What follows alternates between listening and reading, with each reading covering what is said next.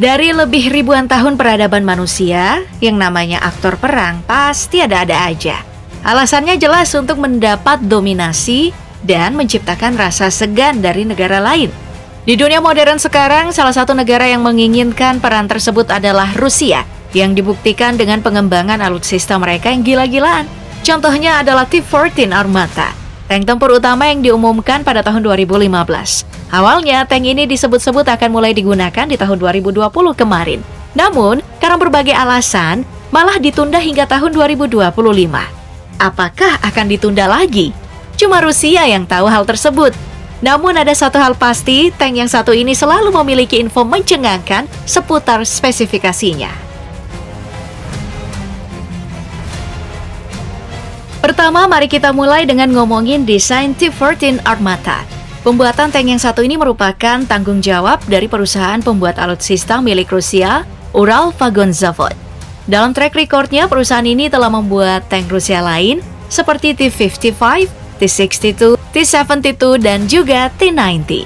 T-14 Armata yang tengah digarap oleh perusahaan ini digadang-gadang akan menjadi tank original pertama Rusia dan bukan refurbished ide dari Uni Soviet.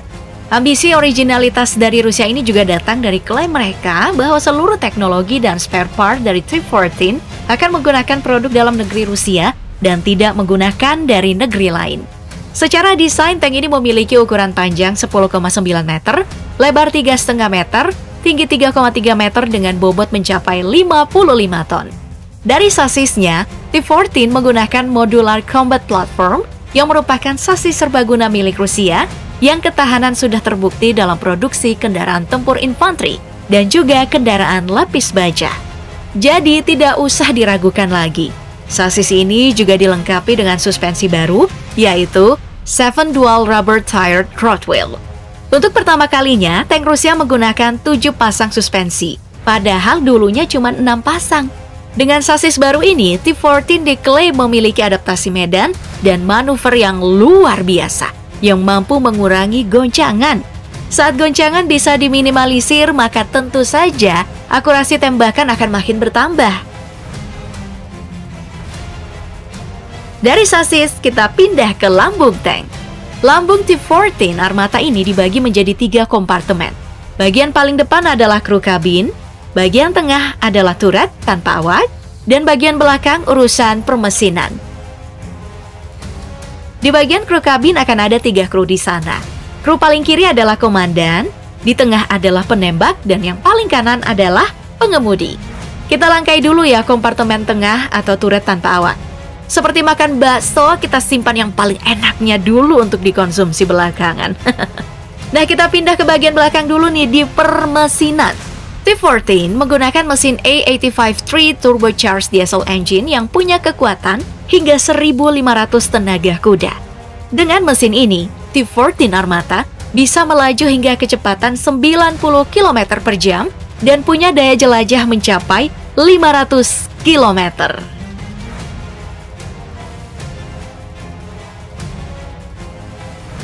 Dari keseluruhan desain ini, T-14 Armata juga memberikan impresi super baik dengan sistem perlindungan yang dia miliki. Dari informasi yang beredar, ada beberapa lapis sistem perlindungan yang dimiliki T-14. Lapis pertama adalah perlindungan kabin kru. Di sini, ada kapsul baja 900 mm yang telah dilapisi oleh keramik khusus yang tidak diketahui. Kemampuannya diklaim bisa menahan peluru dengan daya ledak tinggi, rudal kendali anti-tank, hingga amunisi penetrasi baja seperti General Dynamics KEWA-1 milik Amerika Serikat. Di lapisan berikutnya ada Malesit Explosive Reactor Armor generasi keempat dengan kode nama 44SSVSH. Lapisan ini diklaim memiliki efektivitas perlindungan 50% lebih baik ketimbang generasi sebelumnya. Efektivitas ini bukan cuma datang dari kekuatannya untuk menahan roket dan rudal yang datang, tapi juga kemampuan untuk menjaga tank dari deteksi radar. Bagian armor utama ini telah diberikan lapisan spesial yang mampu meminimalisir suara getaran yang dihasilkan.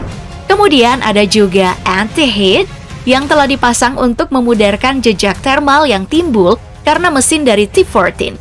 Kemampuan siluman dari tank ini dianggap yang terbaik loh di kelasnya dalam pertempuran malam hari.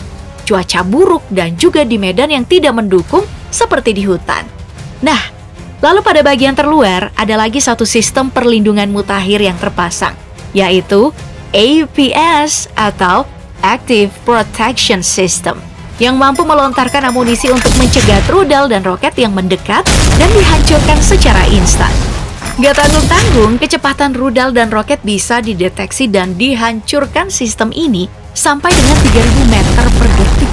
Dengan kombinasi lapisan perlindungan ini, Rusia mengklaim kalau krunya bisa selamat dalam kondisi genting sekalipun.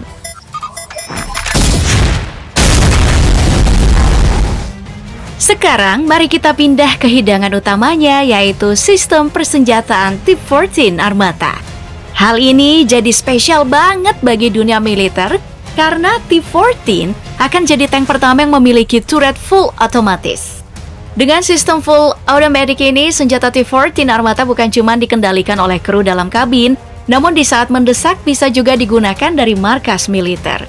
Turret ini juga jadi kepala dari sistem komunikasi canggih Rusia yang memungkinkan T-14 Armata secara mandiri mengirim data pertempuran yang dia alami ke seluruh sistem Rusia lewat bantuan kecerdasan buatan. Kehebatan lainnya juga datang dari daya serang dari turret ini sangat mematikan dan super kacau. Di bagian senjata utama dipasang 2A82-1M 125mm smoothbore cannon dengan kapasitas 32 kali tembakan amunisi otomatis. Pada rangkaian optimasi, senjata utama ini diklaim memiliki akurasi 15 hingga 20% lebih baik dari seluruh tank yang digunakan sekarang ini. Dalam menembakkan amunisi, senjata utama ini juga telah mampu menembakkan segala macam amunisi, di mana salah satunya adalah 3UBK-21 Sprinter yang merupakan peluru kendali anti-tank baru milik Rusia yang mampu menjangkau objek dengan jarak 15 km.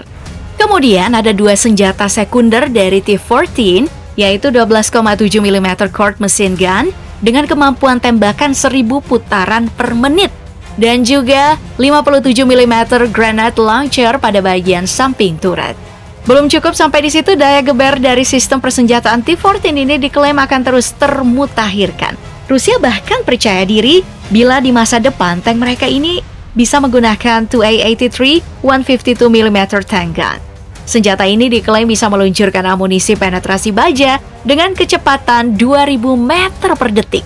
Dengan kemampuan ini, tanpa basa-basi lagi Rusia bisa menembus seluruh kendaraan militer yang ada sekarang.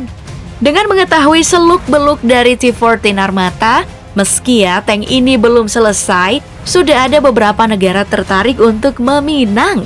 Mulai dari Uni Emirat Arab, India, Mesir, Aljazair, dan lainnya.